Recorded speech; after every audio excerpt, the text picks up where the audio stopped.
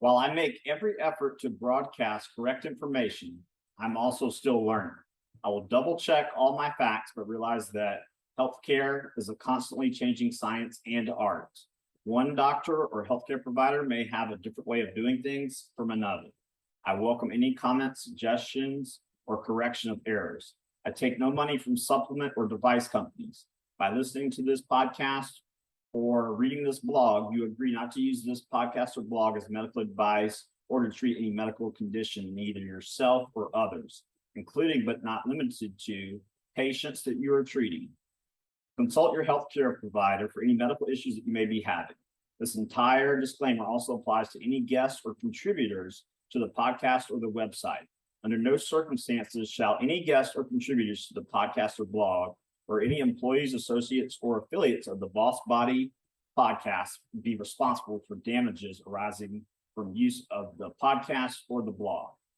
This blog or podcast should not be used in any legal capacity whatsoever, including but not limited to establishing the standard of care in a legal sense or as a basis for expert witness testimony.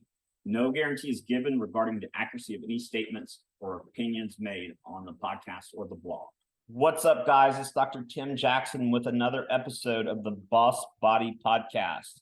Today, I have with me another very special guest, Dr. Christine Schaffner. She's a board-certified naturopathic physician who has helped thousands of people recover from chronic or complex illnesses.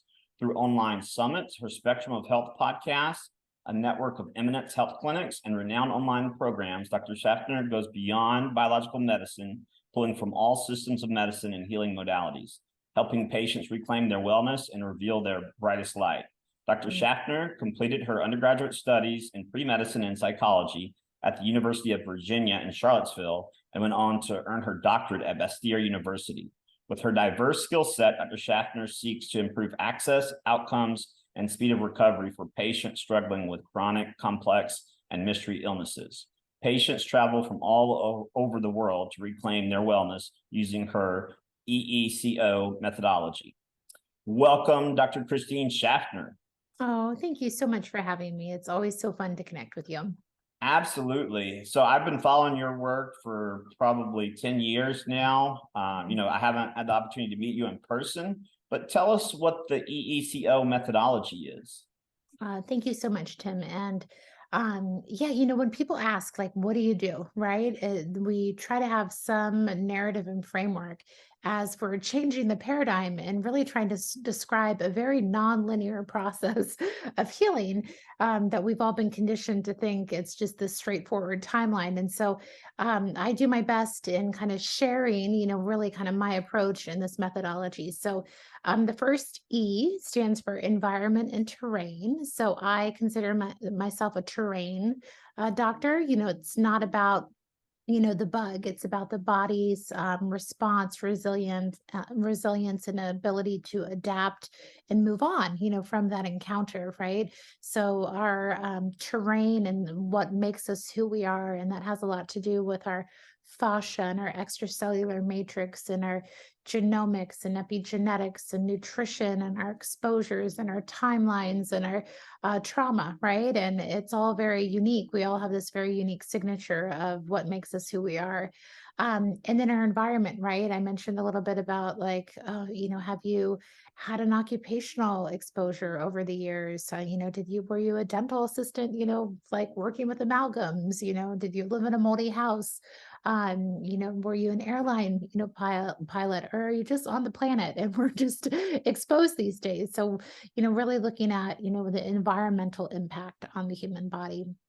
And then the second E is really, one of my passions and my deep curiosities. And I very much consider myself a student, but I try to just share what I'm constantly learning in the world of energy system support. And I think this is really the future of medicine. You, I think, are pretty much in tune with that, with what you're up to right now. But, we need to look at the body differently. We're not just these bags of, random messenger molecules floating around and bumping into receptors. We are these profoundly organized and interconnected beings, within us and around us. And so this is the the work of looking at, not only like the acupuncture meridian system, but looking at the biofield and, how we connect with that and how we connect with the greater fields that are, we're swimming in. It's the world of light, sound, and frequency. And so that is really, I think, a really important lane that we need to continue to challenge ourselves to understand why these things work and introduce them more and more to our patients to bridge and to work with our biochemical and functional medical protocols. And then C is all about clearing the blocks, or, it's really this idea around interference fields. So that's my knowledge out of bioregulatory medicine and how, if the body isn't healing, there's an obstacle. There's an obstacle that we need to identify, mitigate, and get out of the way so the body can self regulate and heal. And often these can be in the mouth, these can be focal infections that just drain the energy of the body, as well as being reservoirs of stealth pathogens. So that's a big one. Also scars and how they affect the fascia and the lymphatic immune system.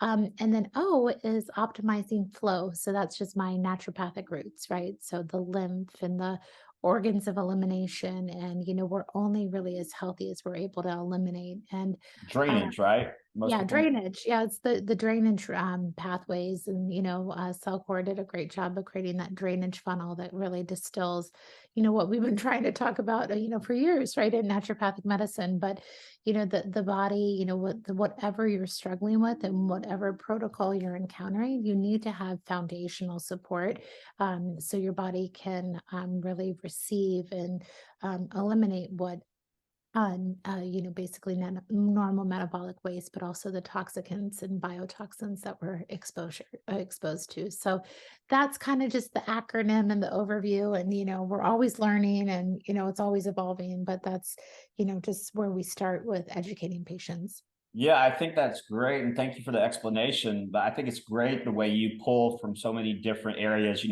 My friend, Dr. Sheila Kilbane, she has a saying, there are no fences in the body. Yeah, And I thought that was a great saying because, I this love that. idea that the heart beats and then it stops and then the neurons fire, Yeah. it's ridiculous when you stop and think about it. Totally. I love that. I love that explanation. And, we're like, I often say, we look at anatomy books, right? And the nerves are yellow, the Yeah. arteries are red, the veins are blue, the lymph is green. It's like this, it's all like highly, highly interconnected. So we're not compartmentalized beings. I love that. Yeah, I remember I was fortunate. I think there's 5 undergrad universities in the country where you can dissect a cadaver, human Mm. cadaver in undergrad. And I was fortunate enough to Oh, do that cool. and then to be a TA. But I remember dissecting the first cadaver, and the first thing you see is the fascia. Yeah. And so let's talk about the connection between the fascia and the extracellular matrix and how those impact the lymphatic system. Yeah, awesome question. And that's so cool that you got to do cadaver lab undergrad. I think all of us should. It's like, Yeah, it's not for everyone, but you get to learn, a lot about, the awe of the human body, right? yeah. I'm so glad you led with that because I often say that, right, when I'm teaching or kind of just sharing what I know about this, because, we study the body often in dead tissue, right? So we Mhm. just kind of think we know what happens in a dead system is what's happening in a living system. And that's completely, nonsensical. And we know that we've made great strides in learning more about the human body as technology and kind of imaging and being able to visualize the living system evolves. Like the glymphatic system was just discovered in 2015, so forth. We can talk about that if you want later. But, in cadaver lab, right, you rip through the, outer kind of, saran wrap that's kind of like the structural protein. And we just kind of think it holds muscles together, it's structural, but it's this vast communication network. It's really, the fabric that interconnects us. And when I talk about the fascia, I really love, referencing the work of Dr. Jean-Claude Gumberto. You can Google his work and see those videos of his surgeries where he looked in the living, fascia during a hand surgery he would do. And so he would restrict the blood flow and just open up and show with basically a camera that was very microscopic. And what you saw, like he has a book, if anyone's interested, called The Architecture of Human Living Fascia. I had some downtime last year and I read the book cover to cover, I think in a day. It was so awesome. And so what he shows is this, he has the same exact definition of the fascia as Dr. James Oshman does. And James Oshman has this concept called the living matrix. And basically what this um, connection is, but from our skin to our DNA, we are interconnected through the fascial fabric. It will change shape and change density and kind of change structure at times, but this through line of interconnection. And what happens is, if you can kind of think from the skin, then you have the layers of the dermis, then we have something called the interstitium, which is also newly discovered, which is kind of this shock absorber kind of, Mhm. fluid network in the body. And then we get kind of deeper and deeper as we go until we're like at this extracellular matrix. And this is in the tissue level, the spaces between the cells. And this space between the cell is really more important, or really the most important thing in dictating kind of what's going to happen inside the cell. So this is kind of a bioregulatory medicine idea of, it's really not so much about the cell alone, it's the environment that the cell is in. And so this matrix is the space that is full of the collagen and the elastin and these structural proteins, which are actually communication proteins at the end of the day. It's also full of interstitial fluid, or pre-lymph, where, lymph is kind of leaving the capillary space and full of oxygen and nutrition and bringing it to the cells. But we're removing waste from the space. And Mhm. if the waste isn't getting cleared out and drained through the lymphatic capillaries, which are intermeshed within the space, then, toxicants build up. And also, if the body's exposed to, heavy metals, they have a positive charge that kind of, through, attractive forces kind of link into the collagen matrices and the proteoglycans and start to degrade these really important communication proteins. Also, Lyme and co-infections, right? They love to kind of really digest and eat the space, right? Mhm. And then we also have, viruses, parasites, and mold. Like they kind of hang out there too. And our immune system responds right in that space as well. And so mast cells are surveying the space as well. And if you don't mind, Tim, I'll take a moment. My thoughts have evolved, right? And Yeah. we're all evolving. So, it's this, through line, the living matrix, and the tissue continuum. This is the fascial fabric that houses the lymph, that Right. houses the extracellular matrix. And I said kind of it's the skin, right? This is kind of the outer kind of area. And with my, study of energetics, I kind of think, okay, well, it doesn't just stop there, right? We're in these biofields, which we can talk about if we want.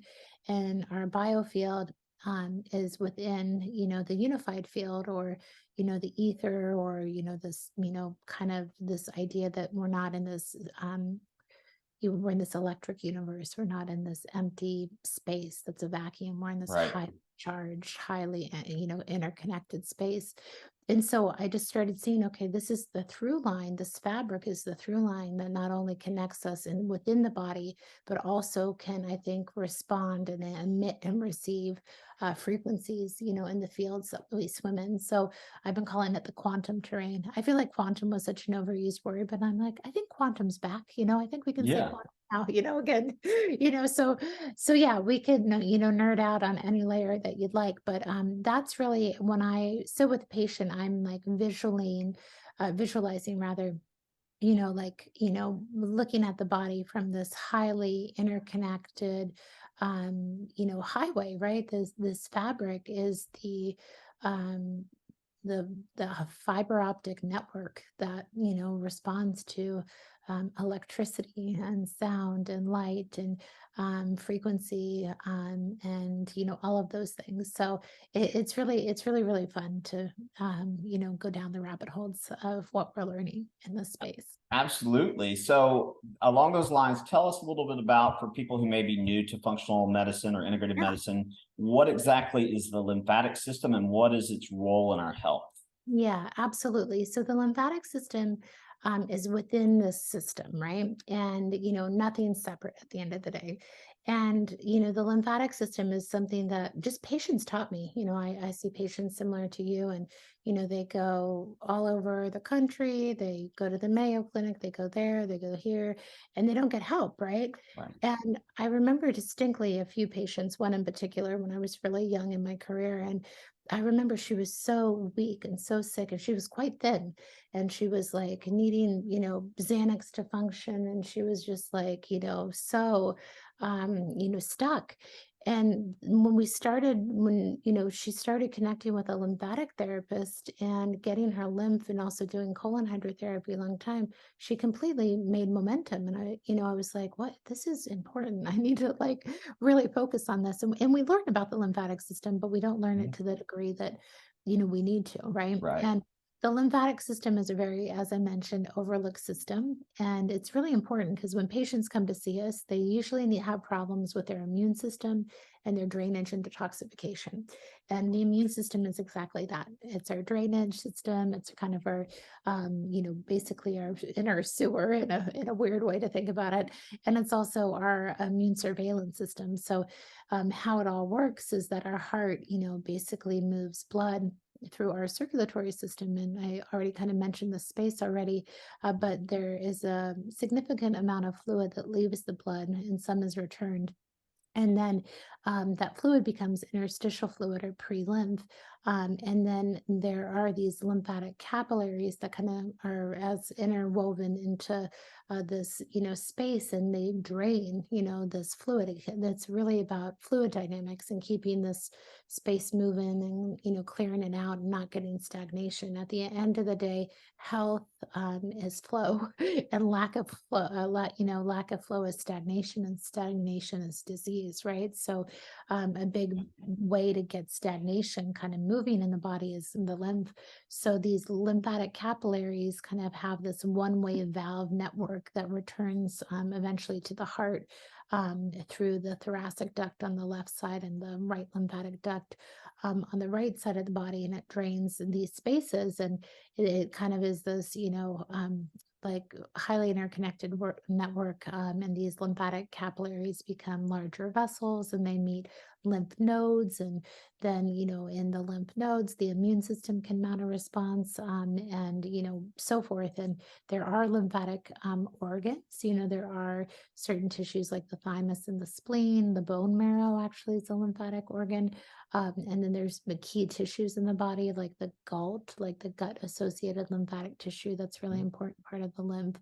And the tonsils, are a really important part of the lymphatics. So, um, again, a big part of our work is to get the system moving.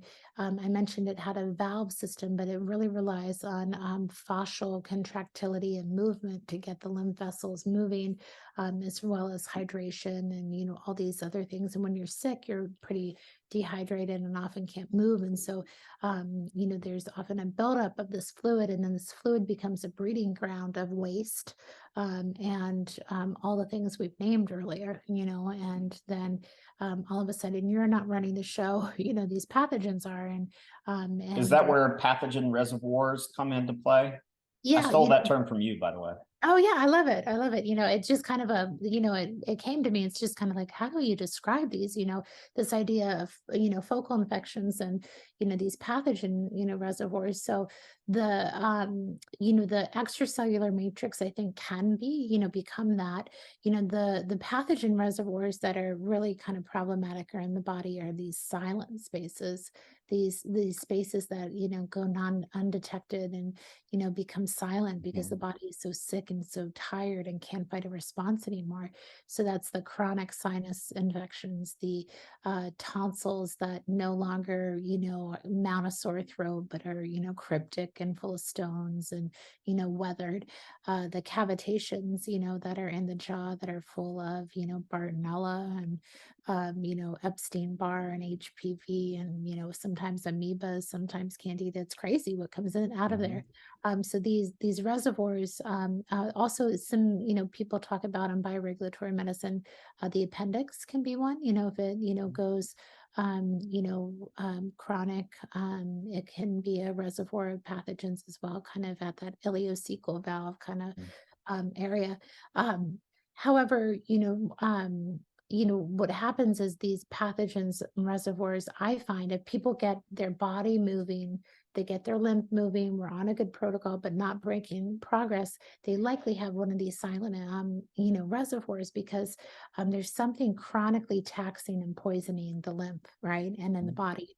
And, it's our job to identify and put a really good plan and that's well supported to clean these places out or really to, have a focused treatment plan. So then the body can recover and it's not, having this, chronic stress and, kind of like trying to offload the bucket, but it keeps filling up faster than you can offload it. So yeah, the pathogen reservoir piece is big in recovering people's health. And then that's going to in turn, the inflammatory cytokines, it's going to tax the HPA, hypothalamus pituitary adrenal Oh yeah. axis. That's going to drag the thyroid down. That's going to tax your sex hormones. So I think a lot of people, at least that I Yeah. see, are they're jumping to bioidentical hormone replacement. But even the best bioidentical hormone replacement docs and providers I know, they say if you put hormone replacement into an unhealthy body, you will get marginal results at best. Yeah, I'm glad they're starting to say that more because when you think about, these ideas, also the cell membrane and the cell receptor, and that's where we're really, trying to get this, hormone and receptor together, to stimulate, kind of all sorts of healthy responses to help the patient feel better. If you're in the sea of toxicity, right, it's really hard, to get that hormone to create that signal. So I've seen that too. And I think hormones are wildly important, but there's like two camps, right? When they think like all their problems are hormonal, right? Mhm. Which, that's good to know all of that, but it's limited. And then Right. people, who, as you said, will not kind of look under the hood, right, at all the things that need to be done, to help the hormones recover. But, I think for me, like, I don't start people on hormones often unless they're like severely adrenally insufficient or, hypothyroid. Of course, I get those in, but the sex hormones, I often take a little time, to get the bile flowing and the lymph flowing and the liver happy and, all the things that we can do, clean up the muck, one of my friends taught me that progesterone is actually carried within the lymph, primarily. So I'm sure all hormones are, but there was like a good study on that. So yeah, it's you need hormones. You want to do them in a safe way. They can Mhm. be life changing, but do them with the knowledge that you need to really support your lymph and drain your extracellular matrix. Absolutely. So let's talk about some ways to improve your lymphatic health. I Yep. just got a very inexpensive, I think I paid $150 for it, vibration plate in Oh, cool. that I've been using for at least 10 minutes a day. I've used rebounders in the past. I've had lymphatic therapy with the LymphStar Pro machine. Yep. And like you said, it requires, our lymphatic health requires fascial contractility. Mhm. So would something like foam rolling be helpful in that regard? Yeah. Yeah, that's a great, idea because, not to go down a rabbit hole, but I think it's important, like that scar tissue idea, right? So a lot Mhm. of people can have scar tissue or they have injuries and adhesions. So there's a Mhm. lot of kind of traffic jams in the fascia that are going to affect the lymph, right? So I know there's like the melt method and like even those fascia blasters that are, you Mhm. got to do those. You probably read the reviews and like people are better and then they get sick because if you don't understand like you're moving all this stagnation and you have no language from it, like it Right. can be hard. So foam rolling, all of that, movement. One other important piece, of like fascial movement and like fluidity is structured water, so getting the water to be structured within us is a really big part of health, intracellularly and in the outer environment as well. So that's the biomodulation world, right? There you UV and go. infrared can help increase our easy water. But getting out in the sun, a lot of these things, right? Tim, nature created already, right? And Yeah. so if we connect with nature, we can tune into them. What's just happened though in modern life is that most people need, by the time they see us, right, they need like more support. And thank goodness for these like technologies and these home tools and these devices to get people, Mhm. that extra support. And then the goal is to get them in nature more, eventually. Right. So, we live in harmony. But yeah, so all of those fascial kind of breaking up adhesions, breaking up scar tissue, Mhm. and kind of moving, the body, and structuring the water is one layer of helping the lymphatic system drain. Awesome. Yeah, so I definitely have the structured water filter, the one that you recommended, Oh, and great. I've been using that. My little pug Stella, she's upstairs right now, but Oh, she drinks structured water. oh, She takes omega-3s. I She's love the it. most bougie Yeah, pug I know. But yeah, love it. if you love your pet, you gotta Oh, protect totally. them.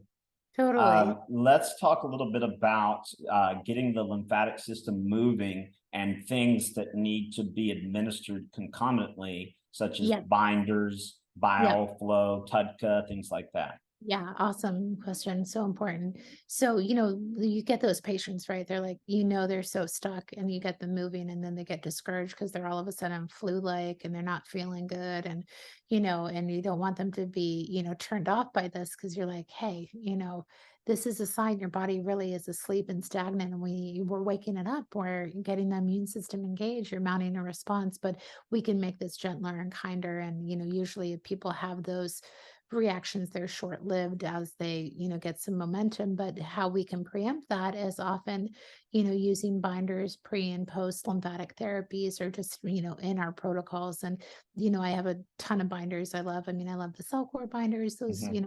work really well.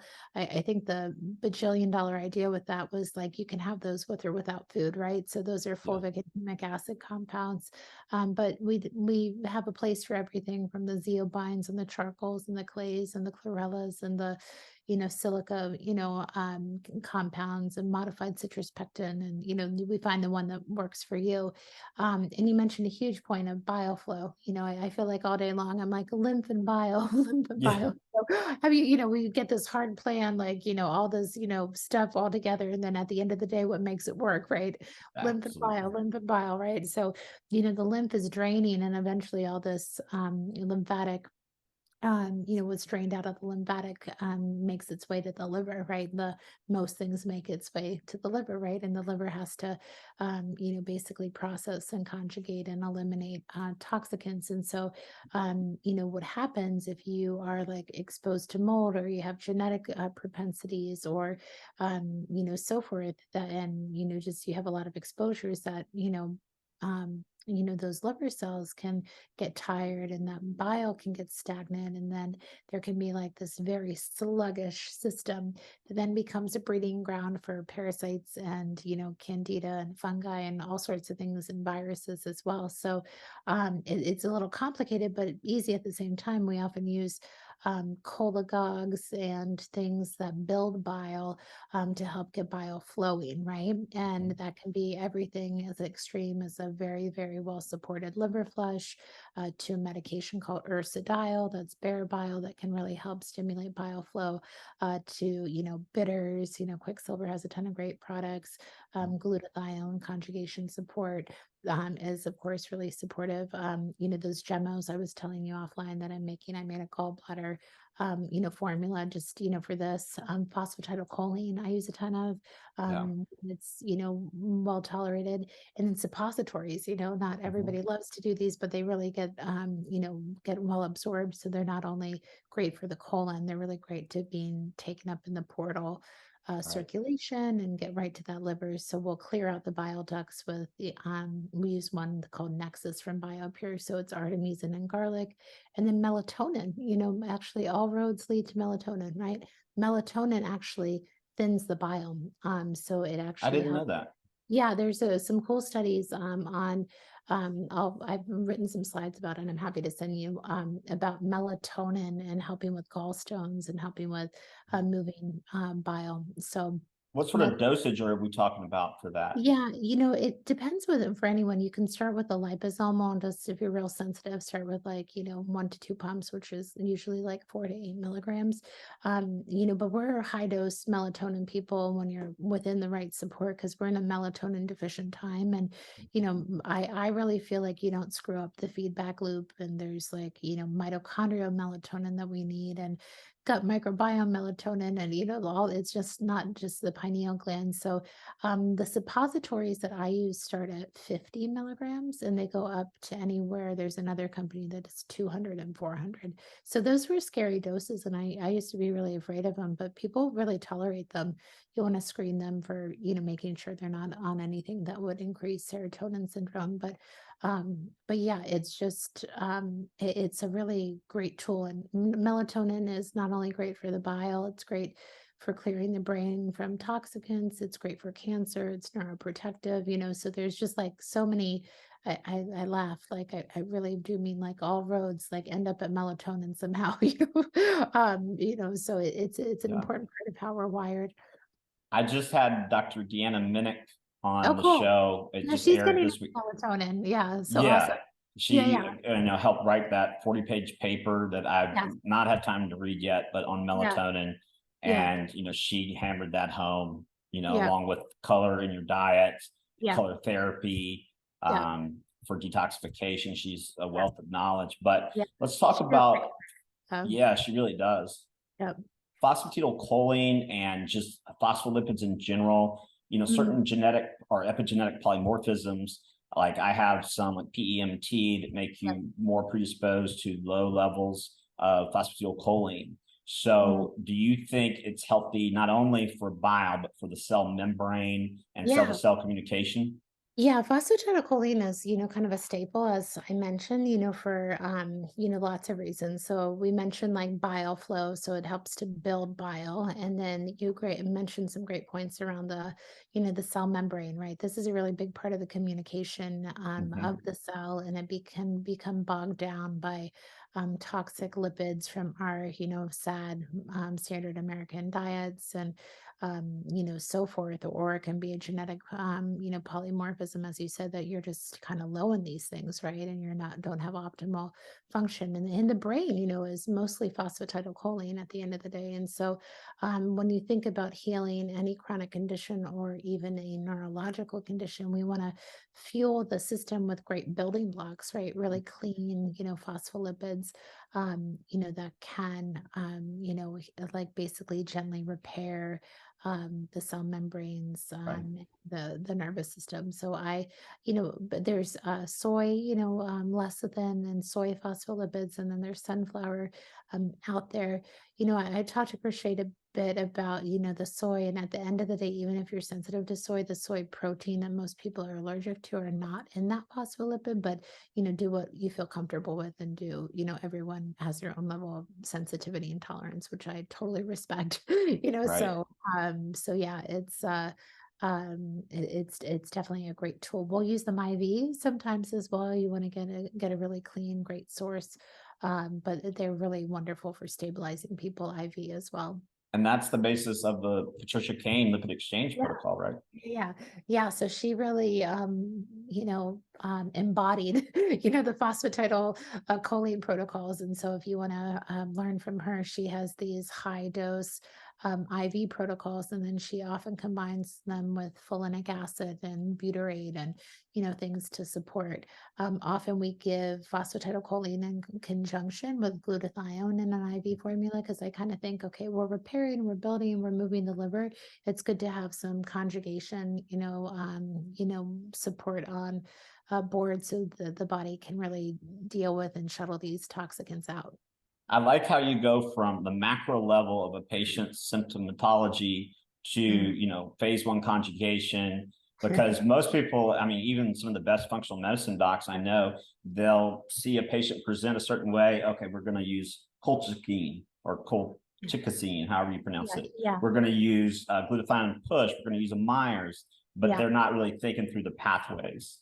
Yeah, and it's really, again, to my patients teach me, right? And then I do bioenergetic testing. So I don't know how people see these patients without that. I mean, mad respect, but it's like when you're sitting in front of a patient, right? There's like 30 things you can be thinking about, or like, should I do this first, or should I do that first, or what, and you learn to pattern recognize and help, see sequencing for patients. But I really, at the end of the day, really try to connect with the patient's field and their body, to allow me to give my best shot at prioritizing. And then you get this whole other level of information and, wisdom that they really share with you. Absolutely. And are you able to do the energetic testing from a distance, like over Zoom?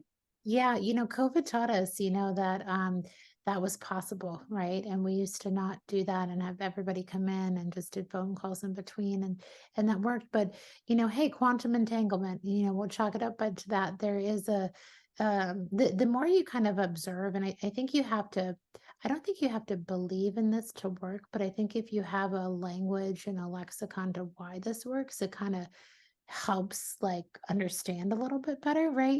So there are these principles of quantum entanglement where you can have two coordinates basically connected, even, like miles and miles away, right? And it's just basically, you can do that through some type of information exchange and intention. I don't want to say intention's everything, but it's a big part of, connecting with a person. So what we've learned is we get some information that's very unique to the patient, and we will bring that into the treatment circuit of testing. And again, even let's say it doesn't work, it's better than guessing. You know what I mean? It's better Right. than just randomly guessing for these patients who are so complex and have been through so much. And so, but it's wild. I mean, I've really learned to, the in person is like preferred and the most accurate, Mhm. but I think our remote testing is really getting up there. And So how do you combine that with blood work, stool tests, organic yeah, acid tests? Can you yeah. touch on that?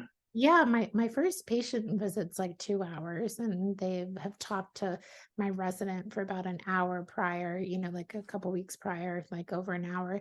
And then people are here often for a week, you know what I mean? So I'm just saying this is a time intensive process. And what happens is like what we'll do is, all the same clinical history as well as all the basic lab information, specialty labs. It really depends on the patient's desire for testing on the specialty lab and their Mhm. budget, just because that is Right. kind of usually an extra out of a pocket expense. But we can glean a lot from basic blood work. So I do all that kind of stuff. And then my routine right now is I scan all my patients with the AO scan, I do a nest scan, and then I muscle test them.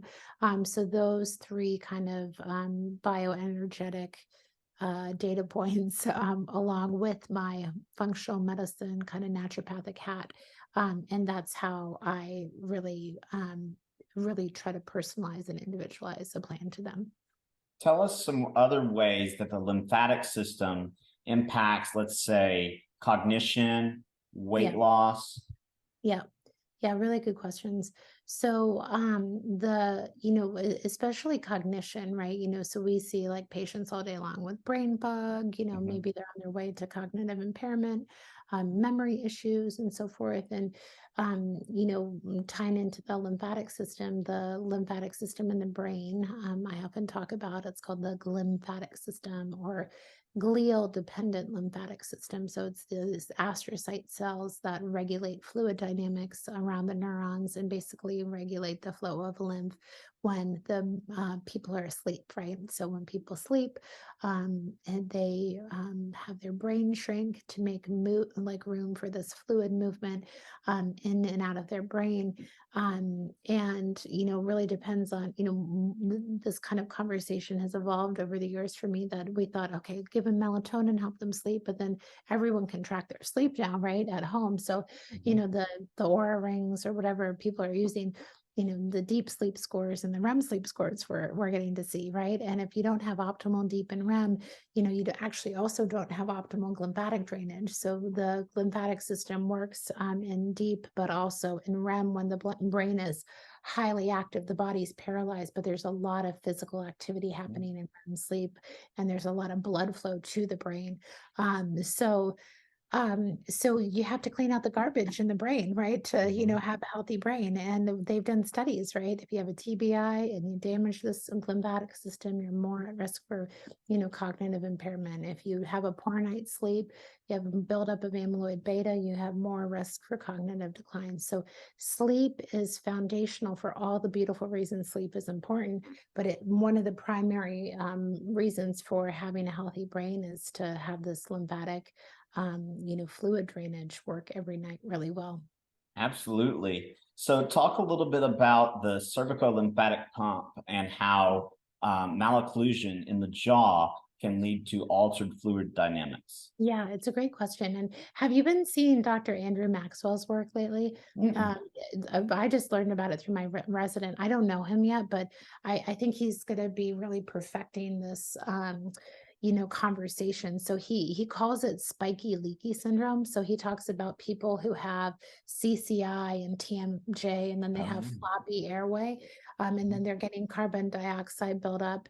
And what's happening is they're having essentially when the glymphatic system's trying to work, they don't have the fluid dynamics because there's pooling and congestion downstream, and then they get a buildup of carbon dioxide and more fluid in their face, and all of that. So that it's really cool what he's trying to put together in like mechanisms. But in my understanding in my brain, the starting with TMJ. So if we have tension or malocclusion, right? So what that means is that our bite is off, right? We don't have the optimal alignment of our, facial development often, and our, basically all of our teeth touching in the perfect way. And our brain really, needs that. And I was just doing a peer-to-peer consult with Neil Nathan and the other day, and he says the body freaks out and will do anything. What did he say? He said the body will move heaven and earth to get the teeth to touch right, and that was, I mean, he's in his 70s doing this work still. So I thought that was really cool. That's profound. Yeah, it was like really, cool. And so what that, means, I believe, is that we really need that stimulation, and that the teeth and the coming together and the movement is actually a big part of moving cerebral spinal fluid through the whole spinal column, as well as pumping lymph in probably the neck. And so if we have tension, if we've had an accident, if we've had poor dental work or poor orthodontics, if we're kind of the Weston Price work, and the palate didn't expand all the way, and we have a narrow arch, or if we have sleep apnea, or like the list goes on, right? We can have an issue there. The hard part, Tim, is no one has an agreement on what the best way to get this working. That's my most frustrating. There's, the ALF device and, Dr. Nordstrom's work, and, there's DOs who still really understand this, but they're becoming fewer and far between. And we need more of that, because I think, and, you probably know firsthand, right, the importance of this structure in our body is profound, and you don't want anyone to fix it either, and so I don't know if you have great resources, to share, but the ALF device, I think, is something worth looking up. ALF, it's a light wire device. I can't remember what it stands for. There's a good book called 6 Foot Tiger, 3 Foot Cage by Dr. Felix Lau. And he has a list of providers he's trained, not just dentists, but DPTs, chiros, in this oral maxillofacial development, because there's a bioanthropological lab in Paris, and the doctor there, she's shown that we've become more vertical growers than transverse plane growers. And if we look at the people we find the most attractive or the best athletes, you always have that taper from the maxilla to the mandible. Yeah. So one thing I wanted to touch on is, centric relations, which is a concept, if you haven't heard of it, that they teach in dental school, that you want to bring the lower jaw up and back, which is the exact opposite of what you want to do, because it reduces the amount of real estate for the tongue. And then you're Right. definitely going to have sleep apnea. So when I had my jaw surgery, they broke my mandible, they brought it up and back. And now I have a MG2, Michael Gelb and Lane Martin are the two dentists. It brings the mandible down and forward when I sleep, when I work out. And then I'm going to try to expand my maxilla, even though I have, some hardware in there, and work on that. But for people who've been grinding their teeth over a period of time, I know you don't want to just go and put any bio incompatible material in your mouth. What recommendation do you have? I know there's the Clifford Dental Materials Test, but what do you recommend for building up the teeth so that the dentition is now optimized? Yeah, that's the test. I often like refer to biological dentists, and a lot of them do the Clifford test. Some of them will send over materials for me to muscle test. But it's getting more and more complicated, right? Because some of these materials can have plastics, and then, we have we either have the metal conversation or the microplastic conversation, but there's more ceramics that are, more and more, and are like zirconias, but they can be harder surface. So this is not an area that I'm super, educated in, but I just try to, work with the patient. We do the best we can. Life is definitely not life is not perfection anymore, Right. right? None of us are in utopia, and there's a certain level of maybe hormesis we can have if it's not perfect, but we want to just do the best we can. But yeah, if you have anything to add there, I'm curious. I'm always trying to learn about. Yeah, I mean, I struggle with that too, because I read an article about a month and a half, 2 months ago, and it said that we inhaled the equivalent of a debit card's worth of microplastics every week. This is crazy. I know. It's nuts. I know. When I think I was listening to TFIM the other day, or like last year rather, and this woman, Emily, forgive me, I can't remember her name, but she did a great lecture on microplastics. And when just really that sunk in, I was like, forget it. Like we were talking about all this stuff, and like here we are with the microplastics. But I'm very optimistic, and I think some of the blood filtration techniques that are going to be more and more available are going to be kind of like needing to be in every clinic to keep us all healthy. Like apheresis. Yeah, so that, that's kind of in Europe, and it's not allowed in the US, but EBU is, and EBU, we have a lot to study. We don't know what it takes out really, but we have a hypothesis that it's probably taking out spike protein and also microplastics and metals and mold. I had one N of one of my patients who did the DNA addict test. She was a practitioner, and she did 4 EBUs, and her nickel and went down. So there is, there's a lot of room for research, but clinically people feel so much better. Absolutely. Can I ask you one last question? Of course.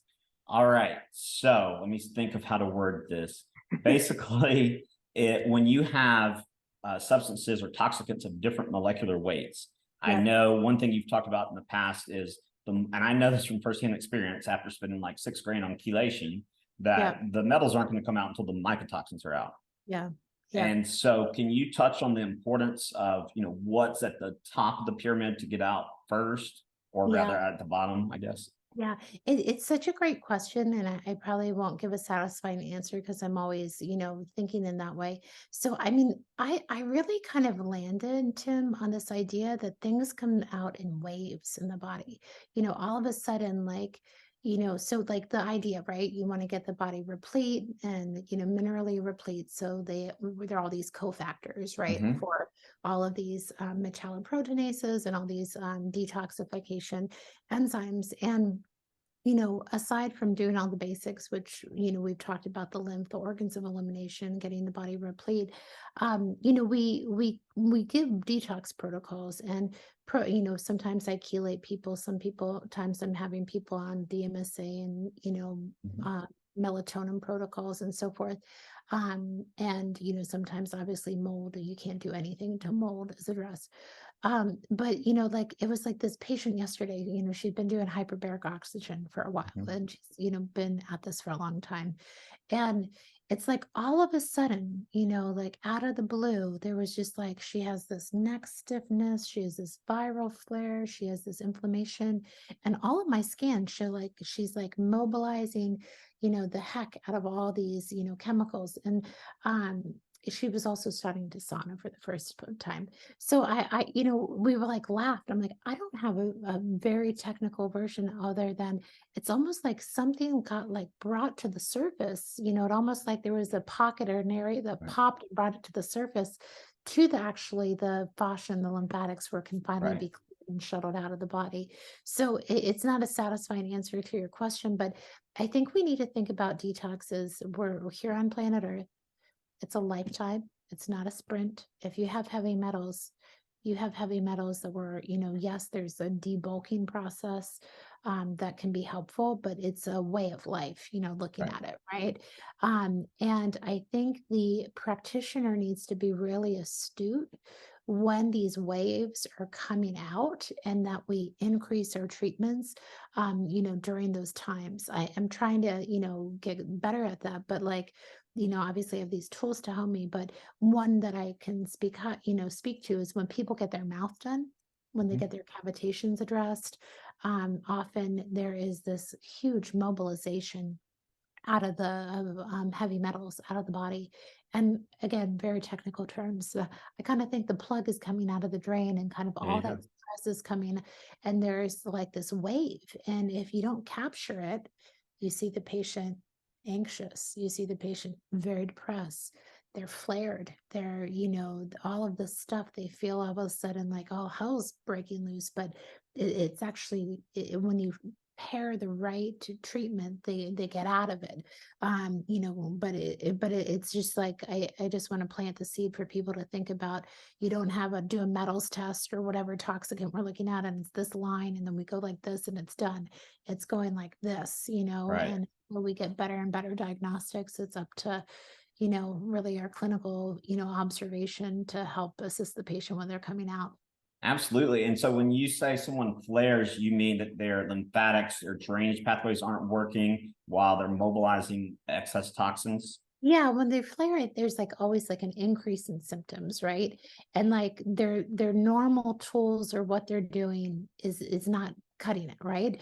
So what we think about in a flare is there's often a um over kind of like overwhelmed to the body of a wave of environmental toxicant burden that's coming out of deep tissues, right? Out Mhm. of the brain, the heart, the stomach, the muscles, the bone, Right. marrow, the fat, the fatty tissues in the body, or alongside because of that wave and overwhelm, that can affect the mast cells in the connective tissue. That can affect, our balance of our Th1 and Th2 response, and then we can get a flare, of, one arm is suppressed while another is hypervigilant. And, we can get a flare of, what we would attest to Lyme, co-infection, viral, whatever that is, symptoms. So, you know, I like there's the treatment Herxheimer reaction, but there's also as you're treating the body, there are these flares that can happen. And it's a thought I keep fleshing out over the last few years as I observe patients. So I'm curious if you have that same perspective at all. Yeah, absolutely. I mean, things come in waves. It's not linear. And I think sometimes people get freaked out when they've taken 2 steps forward and they go 1 step back. Yes. And, we have to just try to encourage them, remind them that, it's not linear. It's like the stock market, the overall Yes. trend is going to be upward, but Yeah. there's going to be ups and downs, obviously. Yeah. I mean, you're such a wealth of knowledge. What's something that you know today that you wish you would have known maybe 10 years ago? So such a good question. Um, So, I might say 2 things. Okay. So, one of the things that I've learned, that sensitive patients are, in the early days, we didn't know this. So, what I've learned over the last probably 4 or 5 years, stabilize mast cells first, and then your treatments get better, so that's one. And then the other one, like 10 years ago, I would have like really leaned in, like, and just really embraced my desire to, look at all of these parts of the body, especially the energetic system. And really, my prediction is that this is going to be the future, and that we are going to understand and have a language and really real tools that work with the fields of information that are directing our biochemical reactions. So we're going to be looking way more upstream, to help support the body. So it's twofold, mast cells, we gotta make those people, those mast cells, calm and happy to treat anybody these days. And then just, yeah, embracing our energetic nature. Outside of prescriptions like ketotifen, things of that nature, what else do you recommend for mast cell inhibition or stabilization?